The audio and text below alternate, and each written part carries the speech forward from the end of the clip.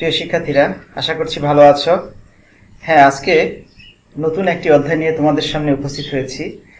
তো আজকের অধ্যায়ের শুরুতেই কিছু একটা চলো দেখা যাক। কি মনে হচ্ছে বলো তো? দেখো, কি এক গভীর খাদের উপরে একটা তারের উপর দিয়ে একজন ব্যক্তি একটা লাঠি নিয়ে পার হয়ে চলে যাচ্ছে। কত অসাধারণ একটা কৃতিত্বের অধিকারী সে, তাই না? হ্যাঁ, অর্থাৎ এই ব্যক্তি যদি এতটুকু তার মনোসংযোগ থেকে পিছপা হয়, তাহলে কিন্তু এই গিরি খাদের ভিতরে সে পড়ে যাবে, তাই না? ঠিক আছে, এটা নিয়ে আরো কথা আছে। আমি আরেকটি ছবি একটু দেখিয়ে আসি তোমাদেরকে।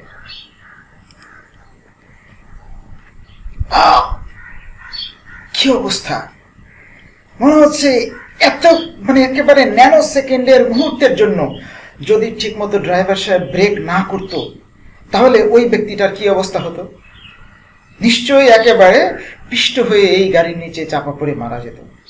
আবার দেখো, এই মহিলাটা যে ওখানে দাঁড়িয়ে গেল, এই যে এখানে মহিলাটা যে দাঁড়িয়ে গেল, যদি এই মহিলাটা না দাঁড়িয়ে ওই ব্যক্তির মতো দৌড়াতো, তাহলে নিশ্চয়ই সে কিন্তু এই গাড়ির নিচে নির্ঘাত চাপা পড়ে মারা যেত। তার মানে কি, প্রতিটি সময় আমরা কিছু সমন্বয়ের মাধ্যমে চলছি, আমরা আমাদের নিজেদেরকে নিয়ন্ত্রণ করে চলছি। নিশ্চয়ই শিক্ষার্থীরা, তোমরা ধারণা করতে পারছো আজকে আমরা কোন চ্যাপ্টার শুরু করব। আজকের এই সেশনে তোমাদেরকে আমি স্বাগত জানাচ্ছি। আমি মোহাম্মদ মামদুদুর রহমান মিজান, সহকারী অধ্যাপক উদ্ভিদ বিজ্ঞান, জয়পুরহাট সরকারি মহিলা কলেজ, জয়পুরহাট। তো আজকে আমি, তোমরা নিশ্চয়ই আমার এই দুটো ছবি দেখে বা ভিডিওর অংশ দেখে বুঝতে পেরেছো যে আজকে আমরা কি পড়ব। সমন্বয় ও নিয়ন্ত্রণ। প্রতিনিয়তই আমরা বিভিন্ন রকমের সমন্বয় এবং নিয়ন্ত্রণ করেই চলছি, অ্যাডজাস্ট করে চলছি, তাই না? আমরা অনেক সময় বলি না, দেখো একটু অ্যাডজাস্ট করে না। হ্যাঁ, তো সেই অ্যাডজাস্ট করা, সমন্বয় করা, কোঅর্ডিনেশন করা, কন্ট্রোল, কিভাবে আমরা নিজেদেরকে কন্ট্রোল করছি, তাই না? সেটি আমাদের আজকে এই চ্যাপ্টারের আলোচনার বিষয়।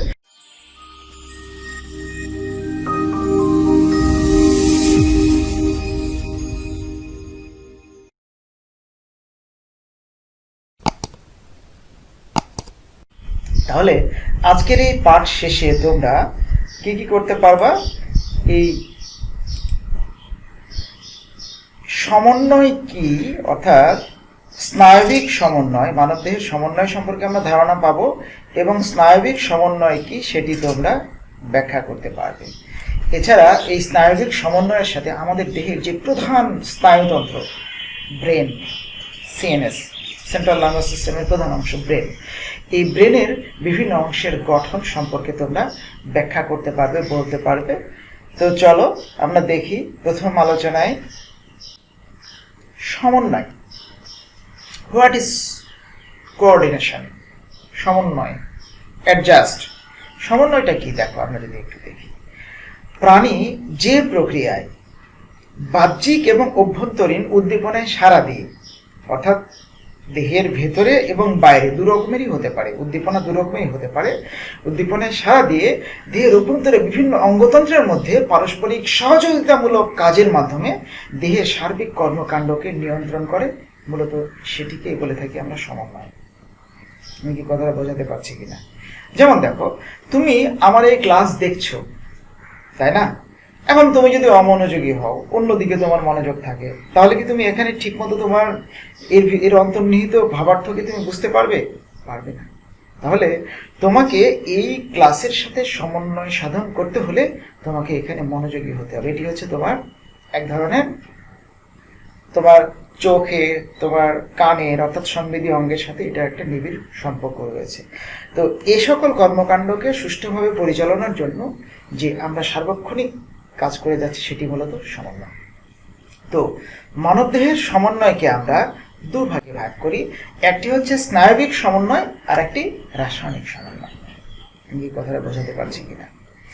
স্নায়বিক সমন্বয় হচ্ছে নিউরনের সমন্বয় যেটি ঘটে। আমি একটু সংজ্ঞাতে যাই। দেখো যে স্নায়বিক সমন্বয় হচ্ছে স্নায়ু কোষ, অর্থাৎ স্নায়ু কোষ বলতে কি, নিউরন। হ্যাঁ, নিউরন দিয়ে গঠিত স্নায়ুতন্ত্র যে প্রক্রিয়ায় দেহের বিভিন্ন অঙ্গের মধ্যে, আমার হাতের সাথে, আমার পায়ের সাথে, আমার বিভিন্ন অঙ্গের সাথে, এই যে সমন্বয় সাধন করে, এবং শুধু তাই নয়, সমন্বয় সাধনের পাশাপাশি এগুলোকে নিয়ন্ত্রণ করে, এবং নিয়ন্ত্রণ করতে করতে কি করে, বাহ্যিক এবং অভ্যন্তরীণ উদ্দীপনায় সাড়া দিয়ে পরিবর্তনশীল পরিবেশের সাথে নিজেকে একটি ভারসাম্য রক্ষামূলক এবং স্বাভাবিক জীবনযাপনে সহায়তা করে। এই ধরনের সমন্বয়কে বলে থাকি আমরা স্নায়বিক সমন্বয়। কথাটা বোঝাতে পারছি? মনে করো হঠাৎ করে তোমার কাছে একটা ফোন এসেছে, একটা সুসংবাদের ফোন, তাহলে দেখবে যে সেই ফোন পেয়ে তোমার ভেতরে একটা আলাদা আনন্দ, উদ্দীপনা, হাসি, মনে হয় তুমি যেন একটু নাচানাচি করছো, বিভিন্ন রকমের উদ্দীপনা তোমার ভিতরে এসে যেতে পারে। আবার একই কথায় যদি বলি, তোমার কাছে একটা ফোন এসেছে কিন্তু সেটা একটি দুঃসংবাদের ফোন, কিছুক্ষণ পর দেখবে তোমার মনটা একেবারে ভারী হয়ে গেছে, তুমি কান্না জর্জরিত অবস্থায় আছো। আমি কি বোঝাতে পারছি কথাটা? হ্যাঁ। তো এই যে অভ্যন্তরীণ উদ্দীপনাও হতে পারে, আবার বাহ্যিক উদ্দীপনাও হতে পারে। যেমন মনে করো শীতের দিন, তীব্র শীত, তুমি কি তখন ফ্যান চালিয়ে বসে থাকবে? না। অর্থাৎ এই বাহ্যিক উদ্দীপনার প্রতি সাড়া দিয়ে তুমি হয় কাঁথা কম্বল গায়ে দিবে, নইলে সোয়েটার পরবে। এই যে উদ্দীপনার প্রতি সাড়া প্রদান, এইগুলো হচ্ছে স্নায়বিক সমন্বয়। এবারে আসি আমরা স্নায়ুতন্ত্র, অর্থাৎ এই স্নায়বিক সমন্বয়ের সাথে মানব দেহের যে তন্ত্র জড়িত সেটি মূলত স্নায়ুতন্ত্র। তো আমাদের যে স্নায়ু কলা তথা নিউরন, এটি সহযোগে গঠিত যে তন্ত্র আমাদের পরিবর্তনশীল বিভিন্ন পরিবেশে দেহের বিভিন্ন অঙ্গের মধ্যে সমন্বয় সাধন করে, এবং এই সমন্বয়ের পাশাপাশি শারীরবৃত্তীয় কাজের সমন্বয় এবং নিয়ন্ত্রণ করে, এবং সেগুলোর একটি সুসংবদ্ধতা আনয়ন করে। এর মাধ্যমে যেটি হয়, বাহ্যিক এবং অভ্যন্তরীণ উদ্দীপনার প্রতি সাড়া দিয়ে পরিবেশের সাথে দেহের একটি সার্বিক সম্পর্ক রক্ষা করে চলে। সেই তন্ত্রকে আমরা বলে থাকি নার্ভাস সিস্টেম বা স্নায়ুতন্ত্র। মানবদেহের অন্যতম গুরুত্বপূর্ণ দুটো সিস্টেম, সকল সিস্টেমই গুরুত্বপূর্ণ, আমার দেহের প্রত্যেকটা অঙ্গ প্রত্যঙ্গ তন্ত্র সবই গুরুত্বপূর্ণ। তবে একটি কথা বলে রাখি, মানবদেহের স্নায়ুতন্ত্র, বিশেষ করে ব্রেন, কেন্দ্রীয় স্নায়ুতন্ত্রের অংশ এটি, আর আমাদের যে রক্ত সংবহন তন্ত্র, কার্ডিওভাস্কুলার সিস্টেম, এই দুটো সিস্টেমের কোনো একটি যদি অকার্যকর হয় তাহলে কিন্তু মানুষকে আর বাঁচিয়ে রাখা যায় না।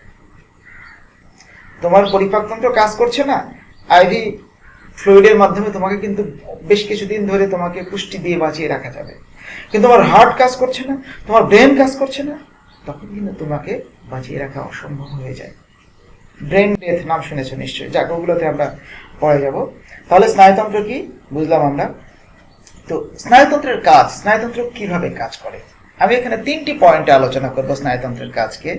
স্নায়ুতন্ত্র প্রধানত 3টি পর্যায়ে কাজ করে। একটি হচ্ছে বাহ্যিক এবং অভ্যন্তরীণ পরিবেশের পরিবর্তন সম্পর্কিত তথ্যাদি সংগ্রহ করে, অর্থাৎ বাহ্যিক এবং অভ্যন্তরীণ, আমি যেমন একটু আগে ফোনের কথা বললাম, বাহ্যিক পরিবেশের সাথে হতে পারে, এগুলো থেকে তথ্যাদি সংগ্রহ করে, এবং এই তথ্যদিগকে আগের অভিজ্ঞতার সাথে তুলনা করে। অর্থাৎ আমাদের ব্রেনে যে ইনফরমেশনগুলো সেভ করা আছে, এই ইনফরমেশনের সাথে সে এগুলোকে কম্পেয়ার করার চেষ্টা করে। তারপর কি করে, একটা রেজাল্ট দেওয়ার চেষ্টা করে, অর্থাৎ এই সংগৃহীত তথ্যের প্রেক্ষিতে একটি সাড়া প্রদান করে। আচ্ছা, আমি একটা উদাহরণ দিই। কি এটা? এটা কি মিষ্টি হবে? ঝাল হবে, তাই না? অবশ্যই, কারণ তুমি জানো যে এই মরিচের স্বাদ হচ্ছে ঝাল। আমি হাতের কাছে কিন্তু বেশ কয়েকটা জিনিস এনে রেখেছি। এটা কেমন হবে? করলা। এটা কি মিষ্টি হবে? ঝাল হবে? তেতো হবে। কিভাবে বললে? কারণ তোমার ব্রেনে এইটার স্বাদ সেভ করা আছে। এগুলো খাইনি, কিন্তু এটা একটু খাবো, দেখো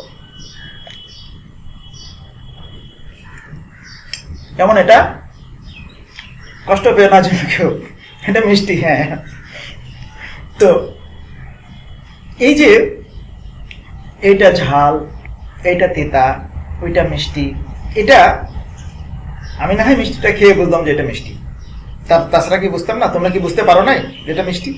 হ্যাঁ, কারণ এই যে তোমরা দেখলে, তোমার ব্রেনে সেভ করা ইনফরমেশনের সাথে এটাকে মিলালে, মিলিয়ে তুমি বলছো না এটা ঝাল, এটা তিতা, এটা মিষ্টি, ওইটা টক। তো এই যে আমরা এই সিদ্ধান্তগুলো কিভাবে নিতে পারছি, এটা চোখে দেখেই কিন্তু আমার ব্রেনে ইনফরমেশন চলে গেল, দিস ইজ করলা, this is green paper and that's sweet. তো এই যে ইনফরমেশনগুলো আমার ব্রেনে যাচ্ছে, ব্রেন তখন এগুলোকে যাচাই বাছাই করে একটি সাড়া প্রদান করবে যে এটা তিতা, ওইটা ঝাল, এটা মিষ্টি। আমি কি বোঝাতে পারছি কথাগুলো? এই যে এই তিনটি প্রধান কাজ, এগুলোর মাধ্যমে স্নায়ুতন্ত্র আমাদের দেহের বিভিন্ন সমন্বয় সাধন করে থাকে। ওকে, ঠিক আছে, তাহলে আমরা পরের স্লাইডে চলে যাই। তো এই যে স্নায়ুতন্ত্র এই কাজগুলো যে এককের মাধ্যমে করে, অর্থাৎ আমাদের দেহের স্নায়ুতন্ত্রের একক যেটিকে বলি আমরা নিউরন। তোমরা মাধ্যমিক শ্রেণীতে কিন্তু নিউরন সম্পর্কে কিছুটা হলেও জেনে এসেছো, এই জন্য উচ্চ মাধ্যমিকের সিলেবাসে একেবারে সরাসরি এটি না থাকলেও ইনডাইরেক্টলি যতটুকু আছে সেটি নিয়ে আমি একটু আলোচনা করবো। এই যে দেখো, এখানে যে কোষটা দেখছি আমরা, এটি কিন্তু একটি নিউরন কোষ। এই নিউরন কোষের এটিকে বলা হয় বডি, আর এগুলোকে বলা হয় প্রবর্ধিত অংশ।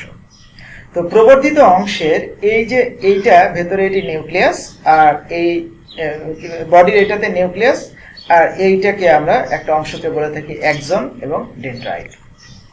তো নিউরন কোষ মূলত এদের গঠনের উপর ভিত্তি করে এদের একটি ক্লাসিফিকেশন করা হয়েছে, অর্থাৎ এর যে প্রবর্ধিত অংশ সেটি কতগুলো শাখা প্রশাখা বিস্তার করে থাকে, নাকি একক শাখা থাকে, এর উপর ভিত্তি করে। যেমন এটি হচ্ছে ইউনিপোলার, অর্থাৎ ইউনি মানে কি এক, তাহলে একটা পোল যদি বিস্তার করে থাকে, যেমন এইটা দেখো, বডি থেকে একদিকে একটা প্রবর্ধিত অংশ, এটিকে বলি আমরা ইউনিপোলার। তাহলে এটা কি হবে বাইপোলার। বাইপোলার মানে কি দুই দিকে দুটো পোল থাকবে, এই পাশে একটা, এই পাশে আর একটা, এটি হচ্ছে বাইপোলার। আর এটা হচ্ছে সিউডো। সিউডো মানে কি মনে আছে? সিউডোসিলম, সিউডো শব্দের অর্থ হচ্ছে মেকি, অপ্রকৃত, ভুয়া। ঠিক আছে, যখন এই পোলগুলো মেকি বা ভুয়া, সিউডো, ফলস এরকম হয়, তখন সেটিকে বলি আমরা সিউডোপোলার। এই যে দেখো, এটি হচ্ছে সেই সিউডো ইউনিপোলার। আর যখন অনেকগুলো শাখা প্রশাখা বিস্তার করে থাকবে প্রবর্ধিত অংশ, তখন সেটাকে আমরা বলে থাকি মাল্টিপোলার। এই ধরনের নিউরন আমাদের দেহে দেখা যায়। তো নিউরনের কাজ মূলত একটা নিউরন থেকে আরেকটা নিউরনের কানেক্টিভিটির মাধ্যমে আমাদের ইনফরমেশনগুলো ব্রেনে প্রেরণ করে, আবার ব্রেন থেকে এই ইনফরমেশনগুলো আমাদের সংশ্লিষ্ট সংবেদী অঙ্গেও প্রেরণ করে। এই যে দেখো, তুমি যদি লক্ষ্য করো, এই যে একটা নিউরন, এর সাথে আরেকটা নিউরন, এর সাথে কি হচ্ছে? কানেক্টিভিটি হচ্ছে। কানেক্টিভিটিকে কিন্তু আমরা বলে থাকি সিনাপস। তোমরা দশম শ্রেণীতে পড়ে এসেছো, এখানে আমাদের কোনো কোনো বইতে একটু সংক্ষিপ্তভাবে দেওয়া আছে, এই জন্য আমি এটাকে তোমাদের সামনে একটু রেখেছি। এখানে দেখো, এই যে একটার পর একটা নিউরনের মাধ্যমে সিনাপস হয়ে ইনফরমেশনগুলো আমাদের সেন্ট্রাল নার্ভাস সিস্টেম ব্রেনে যাচ্ছে, ব্রেন সেটিকে যাচাই বাছাই করছে, যাচাই বাছাই শেষে একটা রেজাল্ট দিচ্ছে। তো তোমাদের এখান থেকে, যেমন কালকেই একজন স্টুডেন্ট আমাকে ফোন করে বলছে, স্যার এইটা কি, ওইটা কি, আমার আগের অধ্যায় যেটা পড়াইছি সেখান থেকে। তো আমার তার প্রশ্ন শুনে মনে হলো, আমি এত ডিটেল আলোচনা করলাম, তারপর ওই জায়গা থেকে স্টুডেন্টরা প্রশ্ন করছে, তার মানে তারা আমার ক্লাসটা পুরোপুরি দেখেনি, টেনে টেনে দেখেছে। তোমরা দেখবে যে আমি চেষ্টা করছি যে আমার এই লেকচারের ভিতরে তোমাদের ভিতর থেকে যেন কোনো প্রশ্ন আসার সুযোগ না হয়। তারপরে প্রশ্ন আসতেই পারে, যারা গভীরে পড়বে তাদের ভিতর থেকে অনেক প্রশ্ন আসবে, কিন্তু তোমরা যদি ওই প্রশ্নের উত্তর আমার লেকচারের মধ্যেই থেকে থাকে, তাহলে তো সেই প্রশ্ন আমাকে নতুন করে করার দরকার নেই। হ্যাঁ, তোমরা এটা একটু খেয়াল করো। তো এই যে নিউরন, একটা নিউরনের সাথে আর একটা নিউরনের যে সংযোগ, একেবারে সহজ করে বলি। আচ্ছা, আমার মনে করো এইটা একটা কানেকশন, এইটা আর একটা কানেকশন। এখন এইটা একটা নিউরন, এইটা একটা নিউরন। তাহলে এই দুটো নিউরনের মধ্যে যদি গ্যাপ থাকে, এই গ্যাপে কি ইনফরমেশন ট্রান্সফার হবে? ট্রান্সফার হবে না। তো এখানে কিছু রাসায়নিক পদার্থ খরিত হয়, অ্যাসিটাইল কোলিন, নরঅ্যাড্রেনালিন, হ্যাঁ, এই হিস্টামিন জাতীয় পদার্থ, যেগুলো খরিত হয়ে এই গ্যাপটা পূরণ করে দেয়, পূরণ করে এই একটার সাথে আর একটা কানেক্টিভিটি তৈরি করে।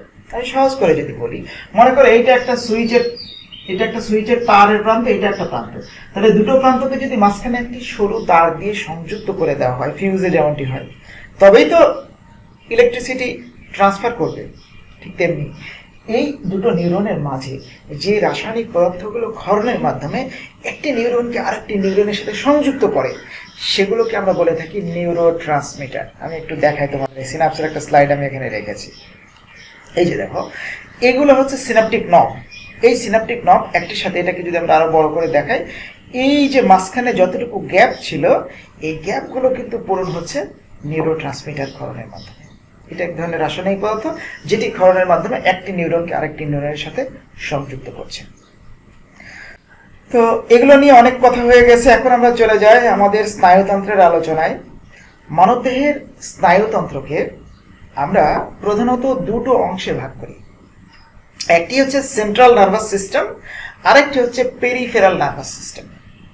সেন্ট্রাল মানে কেন্দ্রীয়, অর্থাৎ আমাদের দেহের কেন্দ্রীয় অক্ষ বরাবর, আমাদের এই যে মাথা থেকে শুরু করে মেরুদণ্ডের ভেতর দিয়ে যে অক্ষ পর্যন্ত আছে, এই কেন্দ্রীয় অক্ষ বরাবর যে স্নায়ুতন্ত্র আছে সেটি হচ্ছে কেন্দ্রীয় স্নায়ুতন্ত্র। কথা ক্লিয়ার? তাহলে প্রান্তীয়টা কি হবে? খুবই সহজ।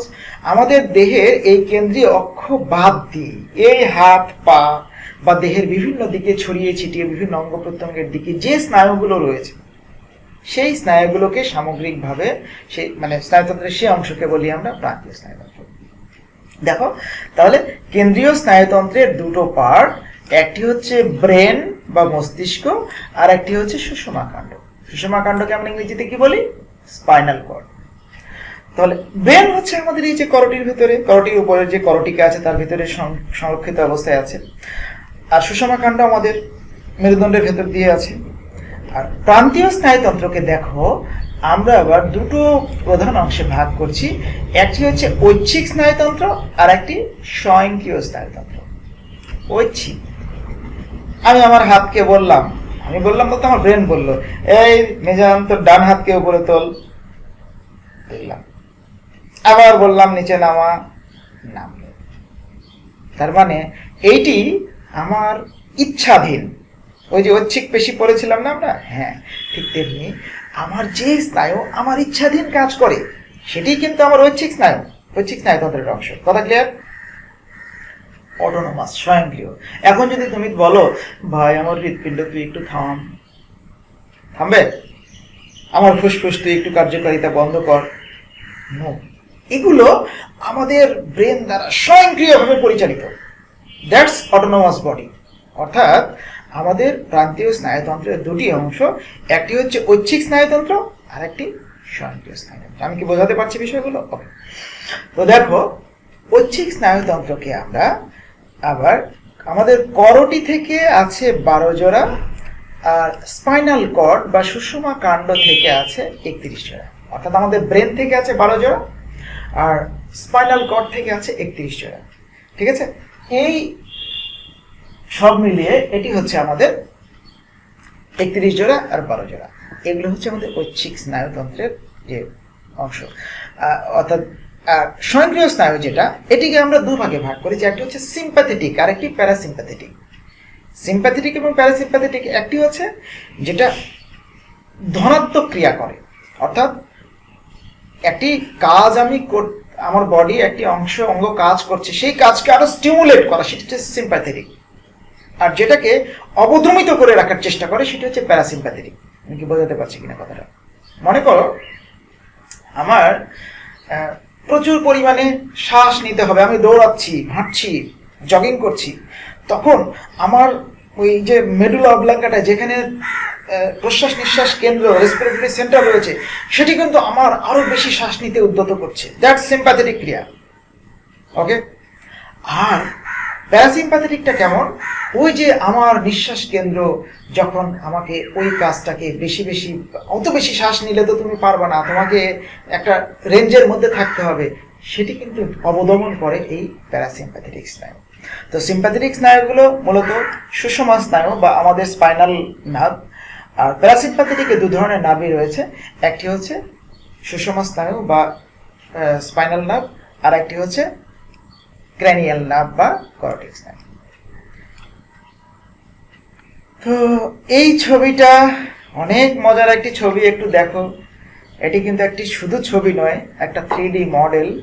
হ্যাঁ, আমাদের ব্রেন কত সুন্দরভাবে ঘুরছে, তাই না? হ্যাঁ, তো আমাদের ব্রেনের এই যে গঠন, সত্যি এটি অত্যন্ত অত্যন্ত সৃষ্টিকর্তা কর্তৃক মানে সৃষ্টিকর্তা প্রদত্ত জটিল একটি গঠনের অধিকারী। তো আমরা আমাদের এই ব্রেন কি এবং এটা কোথায় কি অবস্থা থাকে, এর অংশগুলো কি, এখন সেগুলো নিয়ে আমরা আলোচনা করব।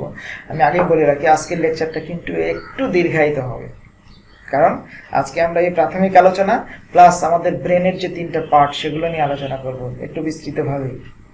তাহলে আমাদের সুষমা কাণ্ডের শীর্ষে, সুষমা কাণ্ড কোনটা, এই যে নিচের দিকে মেরুদণ্ড দিয়ে যেটি নেমে গেছে তার শীর্ষে, অর্থাৎ আমাদের এই যে মাথার খুলির ভিতরে, করটির ভিতরে যে স্নায়ুতন্ত্রের, কেন্দ্রীয় স্নায়ুতন্ত্রের যে অংশটি স্ফীত অংশ অবস্থান করে সেটি হচ্ছে আমাদের ব্রেন বা মস্তিষ্ক। তো মস্তিষ্ক মূলত ভ্রূণীয় বিকাশের সময়, অর্থাৎ আমরা যখন মায়ের পেটের ভিতরে বড় হয়েছি, এইটি কিন্তু ভ্রূণীয় বিকাশের সময় একটোডার্ম থেকে সৃষ্ট। ওই যে একটোডার্ম, মেসোডার্ম, এন্ডোডার্ম মনে আছে না? হ্যাঁ, একটোডার্ম, মেসোডার্ম, এন্ডোডার্ম এই 3টি স্তর তৈরি হয়, ভ্রূণীয় স্তর। এর মধ্যে একটোডার্ম থেকে কিন্তু আমাদের এই স্নায়ুতন্ত্র তৈরি হয়, অর্থাৎ আমাদের এই ব্রেন তৈরি হয়। তো একজন প্রাপ্তবয়স্ক মানুষের মস্তিষ্কের আয়তন প্রায় 1500 ঘন সেন্টিমিটার, মানে 1500 ঘন সেন্টিমিটার। কম না কিন্তু, অনেক। আমাদের এই মাথার খুলি জুড়ে পুরোটাই আমাদের ব্রেন রয়েছে, এবং এর গড় ওজন প্রায় 1.36 কেজি। তার মানে প্রায় 1.25 কেজি থেকে 1.5 কেজির মাঝামাঝি এরকম সবসময় আমরা মাথার উপর নিয়ে বয়ে বেড়াচ্ছি, তাই না? তো এই আমাদের ব্রেনে প্রায় 10 বিলিয়ন নিউরন এবং প্রায় 1 বিলিয়ন নিউরোগ্লিয়া কোষ থাকে, অর্থাৎ এই নিউরনের সাথে যে সংশ্লিষ্ট কোষ এগুলো থাকে আমাদের ব্রেনে। আমাদের ব্রেনকে বা আমাদের মস্তিষ্ককে প্রধানত 3টি অংশে আমরা ভাগ করেছি। এটা যদি বিস্তারিত বর্ণনায় যাই, দেখো আমাদের ব্রেনের 3টি অংশ। একটি হচ্ছে অগ্র মস্তিষ্ক, ফোরব্রেন, প্রোজেনসেফালন। আর একটি হচ্ছে মধ্য মস্তিষ্ক বা হাইন্ড ব্রেন, আরেকটা হচ্ছে মিড ব্রেন। আরেকটি হচ্ছে পশ্চাৎ মস্তিষ্ক বা হাইন্ড ব্রেন, প্রোজেনসেফালন, মেজেনসেফালন এবং মেগনেনসেফালন। এই মেডিকেল সায়েন্সে এই নামগুলো ব্যবহার করা হয়। তো আমাদের অগ্র মস্তিষ্ক, আসলে নামটা শুধু অগ্র হলেও তুমি এটা মনে করো না যে অগ্র মস্তিষ্ক মনে শুধু কপালের এই জায়গা জুড়ে আছে, ফোরব্রেন মানে ফোরহেডে আছে, না। ফোরব্রেন এই আমাদের গোটা মাথার এই অঞ্চল জুড়েই রয়েছে। আমাদের অগ্র মস্তিষ্কের এই যে দেখো 3টি অংশের কথা বলছি, সেরেব্রাম, আমরা এগুলো বিস্তারিত বর্ণনা করব, থ্যালামাস, হাইপোথ্যালামাস। তার মানে এই সেরেব্রাম আমাদের টোটাল ব্রেনের 80% জায়গা জুড়ে আছে, আমরা বিস্তারিত বর্ণনাতে এগুলো বলবো। মধ্য মস্তিষ্কের 3টি অংশ, এই নামগুলো আমরা আবারও পড়বো বিস্তারিত, সেরেব্রাল পেডাঙ্কল, কর্পোরা কোয়াড্রিজেমিনা, আরেকটি হচ্ছে সেরেব্রাল অ্যাকুইডাক্ট। পশ্চাৎ মস্তিষ্কের সেরেবেলাম, এটি পশ্চাৎ মস্তিষ্কের সবচেয়ে বড় অংশ, মেডুলা অবলাঙ্গাটা এবং পন্স। ঠিক আছে, তো আমরা যাই এগুলো বিস্তারিত বর্ণনাতে। তো আমাদের এগুলো বিস্তারিত বর্ণনার আগে আমাদের ব্রেনের, যেমন দেখো এই ব্যক্তির মাথাটাকে কিন্তু আমি ভিতর থেকে কেটে ফেলেছি, তাই না? হ্যাঁ, তো এই আমাদের এগুলো চুল, এই যে দেখো এখানে বড় করে দেখাচ্ছি, এগুলো হচ্ছে চুল, তাই না? হ্যাঁ, এই চুলের জাস্ট নিচে স্কিন রয়েছে, এই যে স্কিন। হ্যাঁ, তারপরে স্কিনের ঠিক নিচে, হ্যাঁ, এই যে দেখো এখানে আমাদের অ্যাপোনিউরোসিস রয়েছে। তারপরে যে জাস্ট অস্থির উপরের যে আবরণ, এটিকে বলি আমরা কি, পেরিওস্টিয়াম। তারপরে অস্থির যে গঠন সেটি হচ্ছে এই যে বোন, এখানে কিন্তু আমাদের এই যে স্পঞ্জি বোন রয়েছে। এরপরে দেখো এখানে কতগুলো এই তোমার স্তর রয়েছে। তাহলে মেনিনজেসের এখানে যে 3টা ঝিল্লি, একেবারে এই যে বাইরের ঝিল্লিকে বলি আমরা ডুরা ম্যাটার। এই যে দেখো এটি হচ্ছে ডুরা ম্যাটার। এরপরে এইটি হচ্ছে অ্যারাকনয়েড ম্যাটার, এই যে এটা হচ্ছে অ্যারাকনয়েড ম্যাটার। ঠিক আছে, আর নিচের দিকে একেবারে গভীরে পাতলা যে পর্দা দিয়ে আবৃত হয় এটিকে বলি আমরা পায়া ম্যাটার। ঠিক আছে, স্তর, এক একটা স্তর, এবং এই সব মিলিয়ে রয়েছে এগুলো হচ্ছে আমাদের মেনিনজেস। মেনিনজেস হচ্ছে মস্তিষ্কের আবরণ। মেনিনজাইটিস নাম শুনেছো নাকি তোমরা? That's a life threatening disease. অর্থাৎ মস্তিষ্কের যে আবরণী, আমাদের ব্রেন যে আবরণী দ্বারা আবৃত মেনিনজেস, এই মেনিনজেসে বিভিন্ন জীবাণু, বিশেষ করে ব্যাকটেরিয়ার আক্রমণে এখানে যে ইনফ্লামেশন হয় সেটিকে বলি আমরা মেনিনজাইটিস। যাই হোক, তো মেনিনজেস এই স্তর বা আবরণ যেটি আমাদের ব্রেনকে সুরক্ষিত রাখে। তো আমাদের ব্রেনের, আমাদের মস্তিষ্কের তিনটি অংশ, যেটি আমরা আগেই দেখলাম আগের স্লাইডে, অগ্র মস্তিষ্ক, মধ্য মস্তিষ্ক এবং পশ্চাৎ মস্তিষ্ক। এই ছবি দিয়ে আমি তোমাদের দেখাতে চাচ্ছি যে কোনটি আমাদের অগ্র মস্তিষ্ক, কোন অংশটুকু মধ্য মস্তিষ্ক, আর কোন অংশটুকু। যেমন দেখো, এই সামগ্রিক এই অংশগুলো জুড়ে এই যে এইভাবে যদি দেখায়, এই পুরো অংশটাই কিন্তু আমাদের অগ্র মস্তিষ্ক। আর এই যে সেন্টারের এতটুকু এই অংশটুকু, এইটি হচ্ছে মধ্য মস্তিষ্ক। আর এই যে পেছন থেকে শুরু করে এতটুকু আর এই যে এইটা, এটি হচ্ছে আমাদের পশ্চাৎ মস্তিষ্ক। তাহলে আমাদের মস্তিষ্কের তিনটি অংশ, অগ্র, মধ্য এবং পশ্চাৎ মস্তিষ্ক। আমরা প্রথমত যদি অগ্র মস্তিষ্কের গঠন দেখি, তাহলে অগ্র মস্তিষ্কের গঠনে তিনটি অংশ রয়েছে। একটি হচ্ছে সেরেব্রাম, থ্যালামাস এবং হাইপোথ্যালামাস। সেরেব্রাম অর টেলেনসেফালন, অর্থাৎ আমাদের অগ্র মস্তিষ্কের সবচেয়ে বড় অংশ, এটির বিস্তারিত আমরা একটু বর্ণনা করব। সেরেব্রাম, এই যে দেখো, এই পাশে একটি, এই পাশে একটি, যেটি আমি আগেই বলেছি একটু আগে, যে আমাদের মস্তিষ্কের প্রায় 80%, টোটাল ব্রেনের ওজন আমরা কি বললাম 1.36 কেজি, তাহলে তার 80% ওজন বা 80% স্পেস দখল করে থাকে আমাদের সেরেব্রাম। এবং এখানে সেরেব্রামের দুটো বড় কুণ্ডলী, এই যে ছবিতে দেখছো, এই দেখো, এই পাশে একটা কুণ্ডলী, এই পাশে আর একটা কুণ্ডলী, এই যে একটা কুণ্ডলী, এই যে একটা কুণ্ডলী, এই যে দুই পাশে দুটো কুণ্ডলী পাকানো থাকে, এই খণ্ড দুটোকে বলি আমরা সেরেব্রাল হেমিস্ফিয়ার। একটা রাইট সেরেব্রাল হেমিস্ফিয়ার আর একটা লেফট সেরেব্রাল হেমিস্ফিয়ার, ঠিক আছে।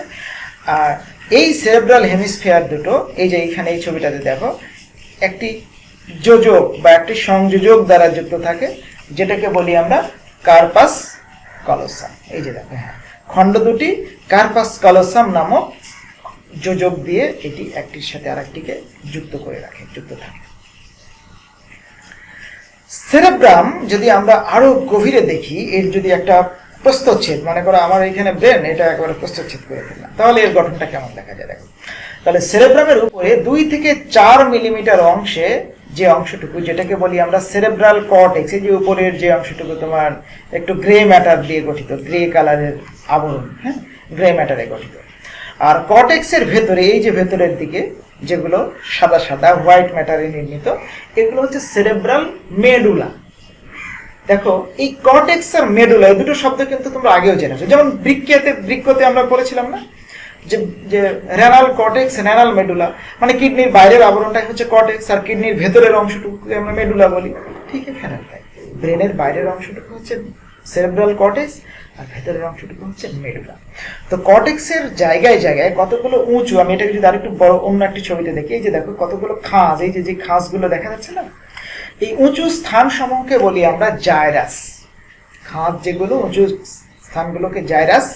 আর যেগুলো এই যে নিচু নিচু গর্ত, ওই যে পাহাড়ের ঢাল, মনে করো আমাদের ব্রেনের একটা উঁচু অংশগুলো একটা পাহাড়ের উপরের যে টিলাগুলো, সেগুলো হচ্ছে জাইরাস, আর নিচে যে ঢালগুলো আছে সেগুলো হচ্ছে সালকি।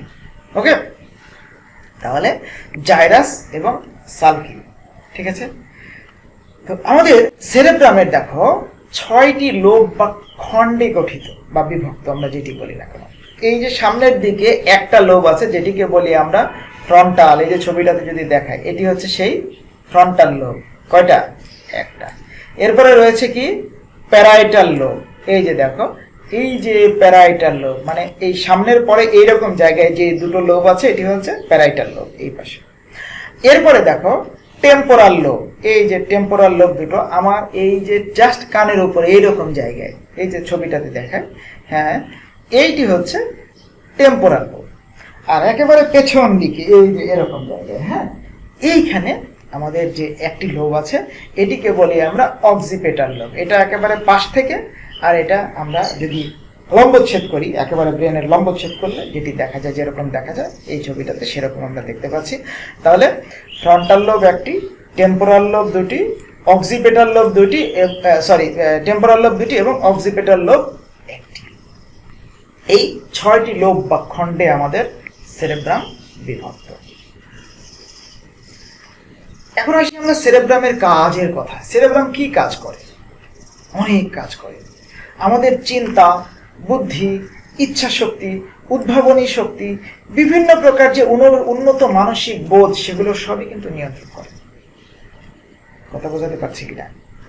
এরপর দেখো, বিভিন্ন সহজাত প্রবৃত্তির নিয়ন্ত্রক হিসেবে কাজ করে। সহজাত প্রবৃত্তি, তুমি হাসছো, কাঁদছো, বা কোনো একটি বিশেষ, সহজাত শব্দের অর্থ হচ্ছে জন্মগত, ইনেট, যেগুলো আমরা বাই বোর্ন লাভ করে থাকি, জন্মগতভাবে যেগুলো পেয়ে থাকি, সেগুলো নিয়ন্ত্রণ করে থাকে কিন্তু আমাদের এই সেরেব্রাম। তারপর দেখো, সংবেদী অঙ্গ থেকে আসা অনুভূতি গ্রহণ, আমার চোখ দিয়ে, আমার কান দিয়ে, আমার ত্বক দিয়ে, ওই যে পঞ্চেন্দ্র, আমি একটু আগে মিষ্টি খেয়ে জিহ্বার স্বাদ যেমনটি নিলাম, তাই নাকি? তো এই যে আমার সংবেদী অঙ্গ থেকে যে বিভিন্ন অনুভূতি আসছে, সেই অনুভূতিগুলোকে গ্রহণ এবং বিশ্লেষণ করে আমার এই সেরেব্রাম। আমি যে কথা বলছি, আমার যে কথার শক্তি, এই বাক শক্তি, এটিকেও কিন্তু নিয়ন্ত্রণ করে সেরেব্রাম। তারপরে দেখো, দেহের সব ঐচ্ছিক পেশির কার্যক্রম, ওই যে আমি বললাম মেজান্তর হাতটাকে টেনে তোল, আবার নাওয়া, তাই না? এই যে আমার ঐচ্ছিক পেশির কার্যক্রম, এটিও কিন্তু নিয়ন্ত্রণ করছে আমার সেরেব্রাম। ওকে, এখন তাহলে আমরা থ্যালামাসের কথায় যাই। আমি আগে বলেছি আজকের লেকচারটা কিন্তু একটু দীর্ঘায়িত হবে। থ্যালামাস, তাহলে আমাদের এই সেরেব্রামের নিচে, এই যে দেখো এটা সেরেব্রাম, সেরেব্রামের নিচে এবং মেডুলার সংলগ্ন দুটো ক্ষুদ্র ডিম্বাকৃতির, এই যে এইটি, ঠিক আছে, যেখানে আমরা এই যে চিহ্নিত করে রেখেছি থ্যালামাস, হ্যাঁ, দুটো ক্ষুদ্র ডিম্বাকৃতির যে অংশ, যেটি আমরা বলছি গ্রে ম্যাটার দিয়ে গঠিত, এটি হচ্ছে থ্যালামাস। এবং এই থ্যালামাস দুটোর যে খণ্ড রয়েছে, এটি কিন্তু আবার একটা যোজক দ্বারা, একটা স্নায়ু যোজক দ্বারা একটির সাথে আর একটি যুক্ত থাকে, এবং এগুলোর দৈর্ঘ্য সাধারণত 4 সেন্টিমিটার। একটা থ্যালামাসের, প্রতিটি থ্যালামাসের যে কুণ্ডলী, এর দৈর্ঘ্য সাধারণত দেখা যায় যে 4 সেন্টিমিটার হয়ে থাকে। থ্যালামাসের কাজ কি আমরা যদি দেখি, দেখো, মানুষের ব্যক্তিত্বের বিকাশ ঘটায়। তুমি কেমন পার্সোনালিটির অধিকারী, তুমি কি একবারে ফালতু একজন মানুষ, নাকি তুমি একজন মানে ভাব গাম্ভীর্যপূর্ণ, ব্যক্তিত্ব সম্পন্ন, এগুলো কিন্তু বিকাশ ঘটায় এই আমাদের থ্যালামাস। তারপরে স্পর্শ, ছুঁয়ে দিল কেউ, কি হলো, এই যে স্পর্শ, চিমটি কাটলো কেউ, ব্যথা লাগে, বেদনা, তাই না? তারপরে এই যে দর্শনের উদ্দীপনা, আমরা চোখ দিয়ে দেখছি, পীড়ন, ব্যথা, বিভিন্ন আবেগের প্রতিক্রিয়া, যেগুলো ওই যে মনে আছে না, আবেগে গাদি, যাই হোক, একটা নাটক দেখেছিলাম। তো এই যে বিভিন্ন রকমের আবেগ, স্পর্শ, বেদনা, অনুভূতি, এগুলো কিন্তু আমাদের থ্যালামাস থেকে আসে। তারপর থ্যালামাস সংবেদী স্নায়ু উদ্দীপনার রিলে স্টেশন হিসেবে, রিলে বোঝো না? হ্যাঁ, ওই যে রিলে দৌড়, তোমরা স্পোর্টসের সময় একজন একটা কাঠি নিয়ে দৌড়ে গিয়ে আরেকজনকে দিল, সে আবার এটা নিয়ে আরেকজনের কাছে গেল, এই রিলে দৌড়, হ্যাঁ, ঠিক এই রিলে স্টেশন হিসেবে আমাদের এই থ্যালামাস কাজ করে। এবারে আসি আমরা হাইপোথ্যালামাসের কথায়। থ্যালামাসের ঠিক নিচে, এই যে এটাকে আমরা থ্যালামাস বললাম না, ঠিক এর নিচে এইরকম জায়গায়, হ্যাঁ, অবস্থিত গ্রে ম্যাটারে গঠিত কতগুলো পৃথক অঞ্চলে বিভক্ত, এইটিকে বলি আমরা হাইপোথ্যালামাস। হাইপোথ্যালামাস একটি সূক্ষ্ম অংশের সাহায্যে, এই যে নিচের দিকে দেখো, এই যে সুতার মতো, এর মাধ্যমে এই যে পিটুইটারির সাথে সংযুক্ত থাকে, কারণ হাইপোথ্যালামাস হচ্ছে পিটুইটারির নির্দেশক। আমি তোমাদের ওই যে রাসায়নিক সমন্বয়ের সময় বলবো একটি গল্প। যদি আমাদের পিটুইটারি ড্রাইভার হয়, অর্থাৎ সকল গ্রন্থির পরিচালক হয়, তাহলে হাইপোথ্যালামাস হচ্ছে ওটার ইঞ্জিন। তাহলে ইঞ্জিন পরিচালিত করবে কি? ড্রাইভার। হ্যাঁ, সেই জায়গায় আমরা পরে যাব। তো হাইপোথ্যালামাসের একটি সূক্ষ্ম অংশ যেটি পিটুইটারির সাথে সংযুক্ত থেকে এটিকে পরিচালিত করে। তাহলে এর কাজ আমরা একটু দেখি। দেখো, হাইপোথ্যালামাস স্বয়ংক্রিয় স্নায়ুতন্ত্রের কেন্দ্র হিসেবে কাজ করে। অটোনোমাস নার্ভাস সিস্টেম আমরা যেটি বললাম, হ্যাঁ, স্বয়ংক্রিয় বডি, এর কেন্দ্র হিসেবে কাজ করে এবং দেহের টেম্পারেচার নিয়ন্ত্রণ করে। এই যে জ্বর হয় না আমাদের, আমরা ম্যালেরিয়ার পরজীবী পড়েছিলাম না, ওই যে হিমোজয়ন করিত হয়, তখন দেখা যায় যে পাইরোজেনের প্রভাবে আমাদের হাইপোথ্যালামাস টেম্পারেচার রক্ষা করতে পারে না, তখন কখনো টেম্পারেচার খুব রাইজ করে ফেলে, আবার কখনো ফল করে ফেলে। তো এই যে দেহের টেম্পারেচার নিয়ন্ত্রণ, সেটি কিন্তু হাইপোথ্যালামাসের মাধ্যমে হয়। তারপরে অন্তঃক্ষরা গ্রন্থির ক্ষরণ, আমাদের অন্তঃক্ষরা গ্রন্থি বলতে এন্ডোক্রাইন গ্ল্যান্ড, যেগুলো থেকে হরমোন নিয়ন্ত্রিত হয়, হরমোন ক্ষরিত হয়। যেটা আমরা দেহের তাপ নিয়ন্ত্রণ করলাম। তারপরে তৃষ্ণা, ক্ষুধা, যৌন আকাঙ্ক্ষা, হ্যাঁ, এগুলো জাগ্রত করে। এছাড়াও ভয়, ক্রোধ এবং আবেগ এগুলোর নিয়ন্ত্রণ করে হাইপোথ্যালামাস। তারপরে নিউরো হরমোন ক্ষরণ করে, ট্রপিক হরমোন ক্ষরণ নিয়ন্ত্রণ করে। ট্রপিক হরমোন বলতে যেটি আমাদের পিটুইটারি থেকে অন্যান্য গ্রন্থিকে নিয়ন্ত্রণকারী হরমোন, সেটিকে বলি আমরা ট্রপিক হরমোন, পরের আলোচনায় আমরা পাবো। এগুলোর ক্ষরণ কিন্তু নিয়ন্ত্রণ করে। আরেকটি দেখো ভ্যাসোপ্রেসিন এবং অক্সিটোসিন। ভ্যাসোপ্রেসিনের নাম নিশ্চয়ই শুনেছো তোমরা, আমি বলেছি। ওই যে এডিএইচ, অ্যান্টি ডায়ুরেটিক হরমোন, যেটি একদিকে যেমন আমাদের রক্তচাপ নিয়ন্ত্রণে কাজ করে, আরেকদিকে আমাদের মূত্রের ঘনত্ব নিয়ন্ত্রণে কাজ করে। এই যে যেটিকে আমরা অসমোরেগুলেশন বলেছিলাম, এর কাজে কিন্তু এই ভ্যাসোপ্রেসিন কাজ করে। এখন আমরা যাই মধ্য মস্তিষ্ক। তো আমাদের হাইপোথ্যালামাসের নিচে এবং সেরেব্রামের সম্মুখে এই ছোট্ট ব্যান্ডের মতো গঠন, এইখানে যতটুকু রয়েছে এতটুকু, হ্যাঁ, এটাই হচ্ছে আমাদের মধ্য মস্তিষ্ক। তাহলে মধ্য মস্তিষ্কের তিনটি অংশ: সেরেব্রাল পেডাঙ্কেল, কর্পোরা কোয়াড্রিজেমিনা এবং সেরেব্রাল অ্যাকুইডাক্ট। আমরা এগুলোর একটু বিস্তারিত বর্ণনায় যাই। দেখো সেরেব্রাল পেডাঙ্কল, আমি যদি ছবিটা দেখাই, সেরেব্রাল পেডাঙ্কল হচ্ছে মধ্য মস্তিষ্কের মেঝেতে অবস্থিত। অর্থাৎ এই অংশটুকু, এই ব্রেনের এই অংশটুকুকে আমরা এতটুকুকে আমরা বড় করে নিয়ে আসছি। ঠিক এইখানে যে ব্যান্ড, পুরো ব্যান্ডের মতো, যেটা এক জোড়া নলাকার ব্যান্ড, এটি মূলত সেরেব্রাল পেডাঙ্কল। আমি যদি আরেকটা ছবি দেখাই, এবং এই ছবিটা তো একটু ছোট, আমি তোমাদের একটু বড় করে দেখাই। দেখো এই যে দেখো, হ্যাঁ, এইটি মূলত কিন্তু আমাদের সেরেব্রাল পেডাঙ্কেল। এই যে ব্যান্ড যেটা ছড়িয়ে আছে একটা পর একটা, হ্যাঁ, এটি হচ্ছে সেরেব্রাল পেডাঙ্কেল। তাহলে এই অগ্র এবং পশ্চাৎ মস্তিষ্কের সমন্বয় কেন্দ্র হিসেবে কাজ করে। অর্থাৎ পশ্চাৎ মস্তিষ্ক হতে তথ্য যখন আসে, মধ্য মস্তিষ্কের মাধ্যমেই তো অগ্র মস্তিষ্কে যাবে। এর সমন্বয় কেন্দ্র হিসেবে কিন্তু আমাদের এই সেরেব্রাল পেডাঙ্কেল কাজ করে। এরপরে আসো দেখো মধ্য মস্তিষ্কের আরেকটি অংশ, কর্পোরা কোয়াড্রিজেমিনা। এই যে গুটি, এই যে একটা গুটিকার মতো, এইটা একটা গুটিকার মতো, এইটা একটা গুটিকার মতো, আমি আগে তোমাদের এখান থেকে দেখাই, হ্যাঁ, এই যে চারটা লোবের মতো দেখা যাচ্ছে না, হ্যাঁ, তাহলে আমাদের এই মধ্য মস্তিষ্কের পৃষ্ঠদেশ নির্মাণকারী এই যে চারটি গোল অংশ, এগুলোই হচ্ছে আমাদের কর্পোরা কোয়াড্রিজেমিনা। একজোড়া বড় লোব, এই যে এইটা দেখো, এগুলোকে দ্বিখণ্ডিত করে মূলত চারটি লোব সৃষ্টি করেছে, এই যে মাঝখানে যেটি খণ্ডনকারী উপাদানটি রয়েছে। তাহলে এর কাজ কি? আমাদের অক্ষিপেশির সঞ্চালন নিয়ন্ত্রণ করা। এই যে চোখ ঘোরালাম না, এই নিয়ন্ত্রণ কিন্তু করে আমাদের এই তোমার সেরেব্রাল পেডাঙ্কেল, কর্পোরা কোয়াড্রিজেমিনা। এরপরে আসো দেখো দৃষ্টি এবং শ্রুতিজনিত প্রতিবর্তী ক্রিয়া, অর্থাৎ ব্রেনে আমাদের সেরেব্রামে যাওয়ার আগেই তার সিদ্ধান্ত দিয়ে দেয়। চোখের পিউপিল এবং লেন্সের প্রয়োজনীয় যে পরিবর্তনগুলো, অনেক বেশি রোদে গিয়েছে, চোখ ছোট ছোট হয়ে গেল, বা তুমি যখন অন্ধকার ঘরে হালকা আলোতে আসো, চোখ বড় বড় করে দেখছো, এই যে চোখের পিউপিল এবং লেন্সের যে প্রয়োজনীয় পরিবর্তনগুলো, সেটিও কিন্তু করে থাকে আমাদের এই। এরপরে আসি আমরা সেরেব্রাল অ্যাকুইডাক্ট। সেরেব্রাল অ্যাকুইডাক্ট মূলত এই যে মাঝ বরাবর একটা পৃথককারী অঞ্চল যেটা দেখতে পাচ্ছ, প্রায় 15 মিলিমিটার লম্বা সংকীর্ণ নালী, যার প্রাচীর মূলত কর্পোরা কোয়াড্রিজেমিনা এবং সেরেব্রাল পেডাঙ্কেলে নির্মিত হয়। এবং এটি কি করে, তৃতীয় এবং চতুর্থ ভেন্ট্রিকল, যেটা আমাদের মস্তিষ্কের গভীরের যে, অর্থাৎ সেন্ট্রাল ভেন্ট্রিকল, সেটির সাথে কিন্তু এটা যোগসূত্র তৈরি করে। এরপরে আমরা চলে যাই পশ্চাৎ মস্তিষ্ক। আমাদের পশ্চাৎ মস্তিষ্কেরও তিনটি অংশ: পশ্চাৎ মস্তিষ্কের সেরেবেলাম, মেডুলা অবলাঙ্গাটা এবং পন্স। চলো আমরা এগুলোর একটু বিস্তারিত বর্ণনায় যাই। প্রথমত সেরেবেলাম। এই যে পেছনের দিকে দেখো, এই যে কুণ্ডলী আমাদের ব্রেনের একেবারে পেছনের দিকে, অর্থাৎ মাথার পেছনে এইরকম জায়গায় যে কুণ্ডলীটা রয়েছে, এটি কিন্তু আমাদের এই সেরেবেলাম। অর্থাৎ এটি আমাদের পশ্চাৎ মস্তিষ্কের সবচেয়ে বড় অংশ এবং যা সেরেব্রাল হেমিস্ফিয়ারের নিচে অবস্থিত। অনেক সময় একটা প্রশ্ন আসে, সেরেব্রাম ও সেরেবেলামের মধ্যে পার্থক্য কি? সেরেব্রাম হচ্ছে অগ্র মস্তিষ্কের সবচেয়ে বড় অংশ, আর সেরেবেলাম কি পশ্চাৎ মস্তিষ্কের সবচেয়ে বড় অংশ। এছাড়াও এর কার্যকারিতা দিয়ে তোমরা এগুলো পার্থক্য কিন্তু করবা ইনশাআল্লাহ।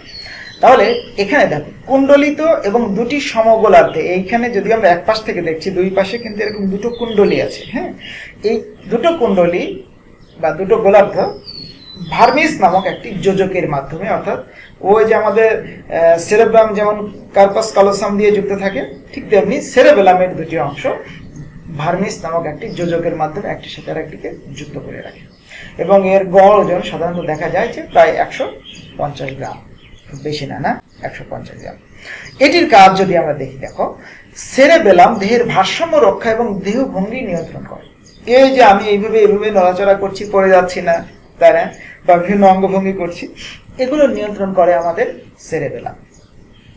তারপরে দেখো চলনের দিক নির্ধারণ করে। আমি যে হাঁটাচলা করছি, ডানে ঘুরবো বামে ঘুরবো বা কোন দিক যাব, এই যে চলনের দিক নির্ধারণ এবং স্বয়ংক্রিয় কার্যকলাপ, এগুলো নিয়ন্ত্রণ করে আমার সেরেবেলাম। তারপরে মাথা চোখের সঞ্চালন, মাথা, তাই না, এই যে সঞ্চালনগুলো এগুলো নিয়ন্ত্রণ করে। এরপরে আসি আমরা মেডুলা অবলাঙ্গাটা। তাহলে এই যে এই মাঝখানে এই অংশটুকু পন্স, আমরা পন্সের বর্ণনায় পড়ে যাচ্ছি, ঠিক পন্সের নিচের কিনারা ঘেঁষে এই যে নিচের দিকে যে অংশটুকু নেমে গেছে আমাদের স্পাইনাল কর্ডের সাথে যুক্ত হয়েছে, যেটা অনেকটা দেখতে ত্রিভুজাকৃতি পিরামিডের মতো দণ্ডাকার অংশ, এটি হচ্ছে আমাদের মেডুলা অবলাঙ্গাটা। আমাদের যে করটিক স্নায়ুগুলো রয়েছে, এই করটিক স্নায়ুর কিন্তু উৎস হচ্ছে এই মেডুলা অবলাঙ্গাটা। দেখো সেটি আমরা এখানে বলছি যে কাজের কথায়, যে করটিক স্নায়ুর উৎসস্থল হিসেবে কাজ করে এবং সংশ্লিষ্ট স্নায়ুর কার্যকারিতা নিয়ন্ত্রণ করে। আমরা যে কথা বলি, কাজ করছি, এই স্নায়ুগুলোর অর্থাৎ হৃদস্পন্দন, শ্বসন, গলাধকরণ, রক্তবাহিকার সংকোচন, লালাক্ষরণ, পৌষ্টিক নালীর পেরিস্টালসিস, ক্রমসংকোচন, এই কাজগুলো, ফুসফুসের সংকোচন প্রসারণ, মলমূত্র ত্যাগ, বিভিন্ন কর্মকাণ্ড নিয়ন্ত্রণ করে কিন্তু আমাদের এই মেডুলা অবলাঙ্গাটা। এরপরে আসি আমরা পন্স। এই যে হলুদ লাইটিং করে আমরা যেটিকে দেখছি, এটি মূলত পন্স, অর্থাৎ মেডুলা অবলাঙ্গাটার উপরের মেঝেতে অবস্থিত আড়াআড়ি স্নায়ুতন্ত্র নির্মিত একটি পুরু ব্যান্ড, সেটি হচ্ছে আমাদের পন্স। এর কাজ যদি দেখি, দেখো সেরেবেলাম এবং মেডুলা, অর্থাৎ আমাদের পশ্চাৎ মস্তিষ্কের সেরেবেলাম এবং মেডুলাকে মস্তিষ্কের অন্যান্য অংশের সাথে সংযুক্ত করে এবং প্রেরক যন্ত্র, রিলে স্টেশন, ঠিক আছে, সেটি হিসেবে কাজ করে। এবং দেখো দেহের দুপাশের পেশির কর্মকাণ্ড, এগুলোর নিয়ন্ত্রণ সমন্বয় সাধন করে এবং স্বাভাবিক শ্বাসক্রিয়া অর্থাৎ প্রশ্বাস নিঃশ্বাস, এই কর্মকাণ্ডগুলোকে নিয়ন্ত্রণ করে। এবং এখান থেকে আমাদের দেহের পঞ্চম থেকে অষ্টম যে করটিক স্নায়ু, এগুলো উৎপত্তি লাভ করে এবং এগুলোর কার্যকারিতা নিয়ন্ত্রণ করে। কি আমরা প্রায় শেষের দিকে চলে এসেছি না? অনেকটাই। এরপরে আরেকটু আছে, যেটি হচ্ছে মস্তিষ্কের ভেন্ট্রিকাল। ভেন্ট্রিকাল শব্দের অর্থ কি? গহ্বর, ফাঁকা জায়গা। মানে আমাদের ব্রেনের কিছু কিছু জায়গায় কিছু ফাঁকা গহ্বর বা স্পেস রয়েছে, যেটিকে বলি আমরা ব্রেন ভেন্ট্রিকাল বা মস্তিষ্কের ভেন্ট্রিকাল। তো আমাদের মস্তিষ্কের মাঝে এরকম 4টি ফাঁপা জায়গা রয়েছে। এই ফাঁপা জায়গা বা গহ্বর কয়টা? 4টা। এবং এর ভিতরে এক ধরনের তরল দ্বারা পূর্ণ থাকে, যেটাকে আমরা বলি কি সেরিব্রোস্পাইনাল ফ্লুইড। দেখো সেটির কথাই বলছি। এই যে মস্তিষ্কের গহ্বরে যে তরল থাকে সেটি হচ্ছে সেরিব্রোস্পাইনাল ফ্লুইড। এবং আমাদের মোট গহ্বর রয়েছে 4টি, প্রথম, দ্বিতীয়, তৃতীয় এবং চতুর্থ। আমি অন্য একটি ছবি দিয়ে দেখাই। দেখো এই যে দেখো পার্শ্বীয়, আমাদের ব্রেনের দুই পাশে, এখানে আর এখানে, প্রথম এবং দ্বিতীয় অর্থাৎ ফার্স্ট অ্যান্ড সেকেন্ড ভেন্ট্রিকল দুই পাশে থাকে, পার্শ্বীয় ভেন্ট্রিকল বলি আমরা এই জন্য এটাকে। আর থার্ড অ্যান্ড ফোর্থ ভেন্ট্রিকল এই যে দেখো ভেতরের দিকে একেবারে মধ্য মস্তিষ্ক যেখানে, এইখানে, হ্যাঁ, তৃতীয় ভেন্ট্রিকল। আর তার ঠিক নিচের দিকে এইখানে সেরেবেলামের জাস্ট অপোজিটে এরকম জায়গায় এখানে রয়েছে আমাদের চতুর্থ ভেন্ট্রিকল। তার মানে এই 4টি গহ্বর আমাদের মস্তিষ্কে যে সেরিব্রোস্পাইনাল ফ্লুইড এগুলো ধারণ করে এবং এগুলোর মাধ্যমে আমাদের ইনফরমেশন ট্রান্সমিশনে সহায়তা করে। তাহলে ল্যাটারাল ভেন্ট্রিকল, থার্ড ভেন্ট্রিকল এবং ফোর্থ ভেন্ট্রিকল, এই যে মেডুলা অবলাঙ্গাটার গহ্বর যেটা, সেটা। এটা দেখলেই খারাপ লাগে না? এতক্ষণ ভালো ছিলাম না, এটা করতে হবে। আজকের বাড়ির কাজ কি দেবো দেখো, কয়েকটি প্রশ্ন। মেনিনজেস কি? আমরা আলোচনার মধ্যে বর্ণনা করেছি। খ নম্বরে মস্তিষ্কের বিভিন্ন অংশে যে গঠন আমরা দেখেছি সেটি প্রবাহ চিত্রের মাধ্যমে তুমি দেখাবা। ঠিক আছে, একটির সাথে আরেকটি হচ্ছে মস্তিষ্কের সবচেয়ে বড় অঙ্গ, আমাদের ব্রেনের সবচেয়ে বড় অংশ কোনটা? এখন বলছি না, আমি আগে বলেছি। হ্যাঁ, এই যে ঠিক আছে, এটির গঠন বৈশিষ্ট্য তুমি বর্ণনা করবা। আরেকটি করবা কি, থ্যালামাস এবং হাইপোথ্যালামাসের যে কার্যগত পার্থক্য, আমরা একটু আগে কাজের কথা বললাম না, থ্যালামাস কি কাজ করে, হাইপোথ্যালামাস কি কাজ করে, এটার যে কার্যগত পার্থক্য সেটি তুমি নিরূপণ করবে। আরো একটা কাজ আছে, সেটা কি, এই যে আমরা ক খ গ ঘ যে প্রশ্নগুলো দিলাম, এই প্রশ্নগুলো তোমাদেরকে পরীক্ষায় কিসের আলোকে দেওয়া হয়? উদ্দীপকের আলোকে না? আজকে আমি উদ্দীপক দিইনি, এই প্রশ্নগুলোর আলোকে কি উদ্দীপক হতে পারে সেটিও তোমরা তৈরি করবা। তার মানে এইটি তোমাদের আরেকটি ফাইনাল ওয়ার্ক, সেটি হচ্ছে এই যে প্রশ্নগুলো আমি করলাম এর অপোজিটে কি উদ্দীপক হতে পারে সেটা একটা প্যারায় তুমি লিখে সুন্দর করে ছবি তুলে আমার পেজে আপলোড করবা। ওকে, শেষের স্লাইড না? ঠিক আছে, তোমাদের সবাইকে অনেক অনেক ধন্যবাদ। ভালো থেকো, সুস্থ থেকো, নিয়মিত যে যার দায়িত্ব সেটি পালন করবে। আল্লাহ হাফেজ।